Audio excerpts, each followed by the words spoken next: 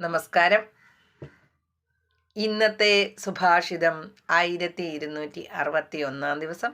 സമർപ്പണം ശ്രീ PMN നമ്പൂതിരി. അവതരണം Gita K Namboothiri, ആലക്കോട്ടില്. യസ്തു ദേശവതീം കന്യാ മനാഖ്യായ പ്രയച്ഛതി തസ്യ കുര്യാ നൃപോ ദണ്ഡം സ്വയം ഷണ്ണവതിം പണാൻ.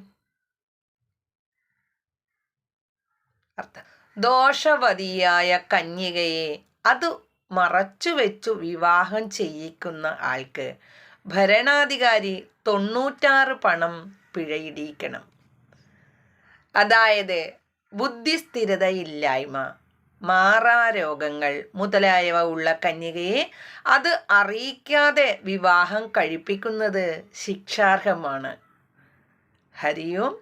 നന്ദി. നമസ്കാരം.